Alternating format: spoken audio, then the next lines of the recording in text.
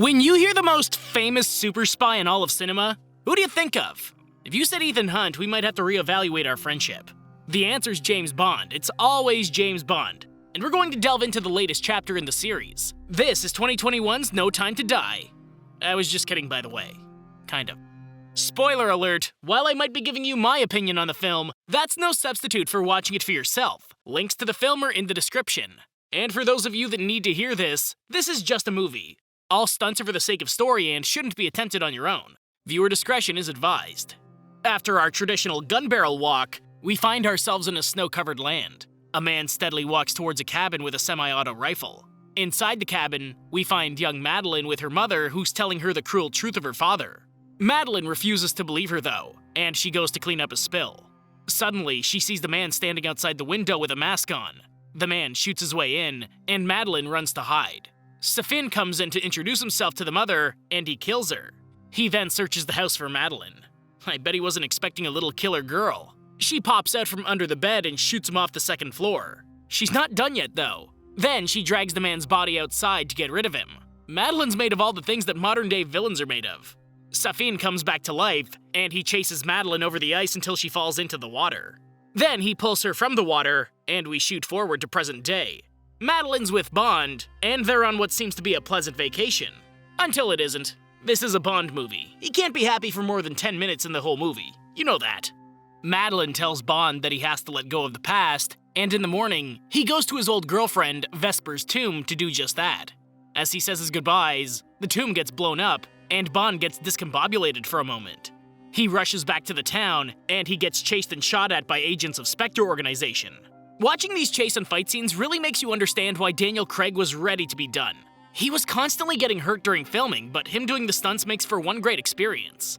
During the fight, Bond finds out that Madeline is the daughter of Spectre, and he rushes back to the hotel. He grabs Madeline and they rush away. After this whole encounter, Bond doesn't trust Madeline anymore, but she swears that she didn't tell anyone anything. After Bond gets them out of a tight spot, he takes Madeline to the train station where he sends her on her way, and he tells her that she'll never see him again. 5 years later, we see an elite team breaking into a research facility, and we meet Valdo, who's a scientist there. He gets a call from Safin saying that the team is breaking in right now, and he warns that they won't kill him because they think that they need him. Safin has him transfer data to a USB and swallow it. Just then, the team sweeps the floor and kills everyone but Valdo and another scientist to access a bioweapon. Once they have the weapon in hand, the team walks out with Valdo and they set the charges to blow up the floor. Meanwhile, Moneypenny goes to M's office, and he tells her that he'll handle the press release for the explosion since it's a secret lab. Then he asks for 007, who's living his life on a tropical island. Seriously, every time he finds a little bit of peace, someone has to drag him right back into the crap. Bond runs into his old CIA friend Felix, who's there to ask for some help. He wants James to go to Cuba to pick up Valdo, and they try to use a Spectre gathering as a way to draw him out of retirement. It doesn't seem to work, and James heads out to head home. His truck won't start though, and a woman named Nomi on a bike stops to offer a ride. He lets her inside, and she heads straight for the bedroom. Then she takes off her hair of all things. It's not the first thing I thought she'd take off either. Nomi is the new 007, and she's there to tell him to not go after Valdo, and hands him a phone with a direct line to M back at headquarters. M is trying to keep Q and the others in the dark about this secret lab, but he gets a call from James who calls him out on having secret dealings tied to Spectre. M promptly hangs up, and Bond calls Felix to tell him he's in. Bond heads to Cuba, and he spots Nomi landing at the same time. Then he heads into town to find Felix's contact. Her name's Paloma, but oh my, they got Ana de Armas in this movie. I'm sold. Best movie of the year. And the first thing she does is take him to a wine cellar to get him changed. Poor girl will probably end up dead before the end though. Paloma and Bond head to a get-together, and we see that Valdo is weaponizing the virus. But he seems to switch out the genetic coding before giving it to Cyclops. Cyclops then sets the virus on a breaker box in the party, and Bond and Paloma make their way inside to find Valdo. Suddenly, we hear that Blofeld is in contact from his prison cell, and he's about to release the virus to kill Bond. To everyone's surprise, only Spectre agents start to die, since Valdo changed the genetic code. Now, Paloma and Bond escort Valdo out of the party while shooting at any remaining Spectre agents. Suddenly, Nomi swoops in and snatches Valdo. Bond goes after them while Paloma stays behind to take down everyone coming after them. Paloma ends up snatching a car and grabs Valdo with Bond, and Paloma says her goodbyes as Bond takes Valdo to Nomi's plane. They're lucky Bond finally figured out how to not kill the people he was sent to retrieve. 3 movies ago, he would have thrown Valdo in the line of fire and just showed up with the case. Lucky Valdo. Bond takes Valdo to Felix and Felix's new partner, Ash, and he starts asking Valdo about who made the plan. It turns out that M helped with the plan, but when he asked how Blofeld knew Bond would be there, Valdo glances at Ash, who shoots Felix. Bond gets locked in a room with Felix, and Ash tells Valdo that he's with Safine. Ash takes Valdo in the plane, and he blows the rig that Bond and Felix are trapped on. Bond tries to save Felix, but he dies before the place is flooded. Bond manages to make it out and finds an inflatable raft in the middle of the wreckage. In the morning, he's picked up by a cargo ship. Bond goes back to London, and he heads straight for the headquarters.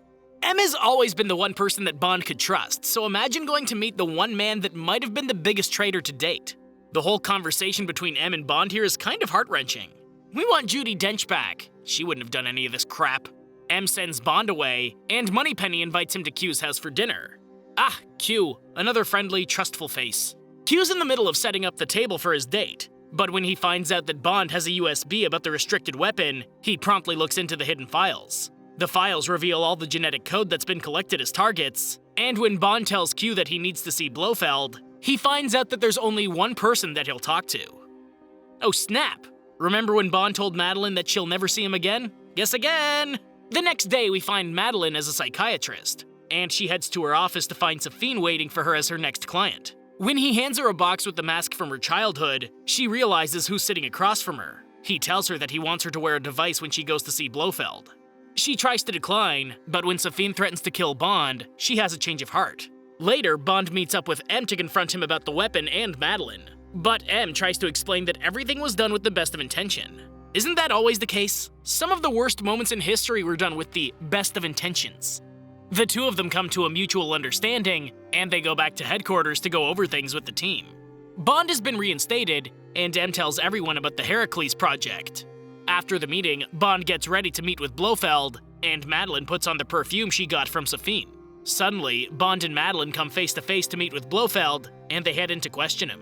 The tension between Bond and Madeline is way thicker than the tension between Blofeld and anyone else. You can almost taste it. Just before Blofeld gets there, Madeline decides that she can't go through with this, and she tries to leave. Bond grabs her arm where she put on the perfume, but he lets her leave before Blofeld gets to them.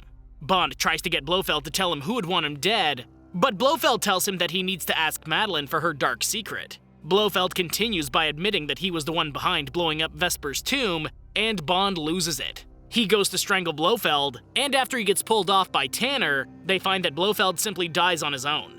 It turns out that it was through Bond's skin that he transferred the virus from Madeline to Blofeld.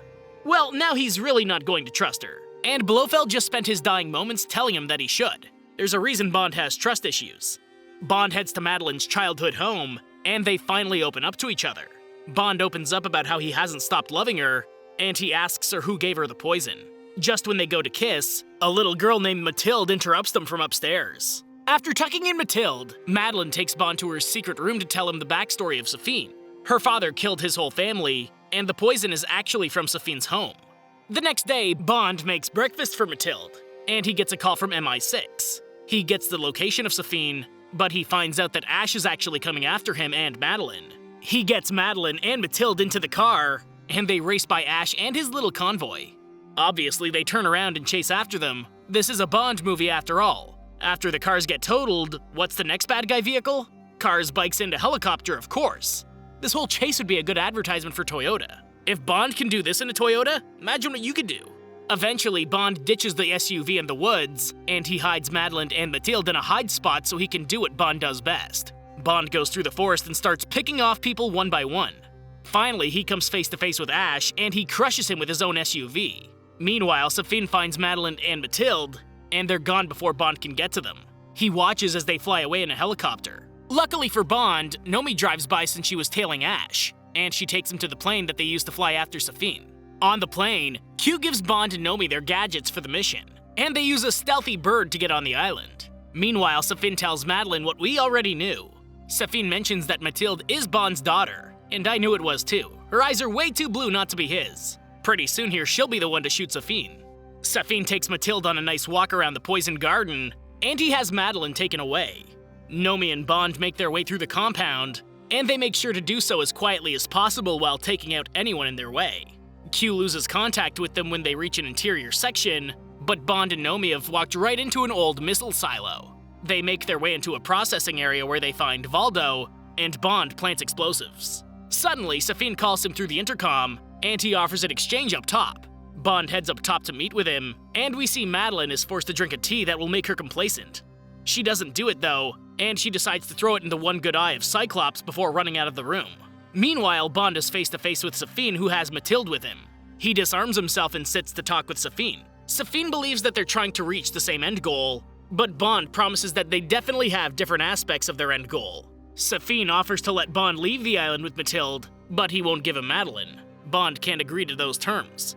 But he doesn't want to risk his daughter's life. He pretends to go along with Safin, but he grabs a sidearm he hid and shoots the guards while Safin disappears in the floor with Mathilde. Safin goes to leave with Mathilde, but she bites his hand. He gives her the option to leave him and she takes it. Meanwhile, Nomi tries to leave with Valdo, but she's had enough of his big mouth. She kicks him into the acid pool and deals with the armed men.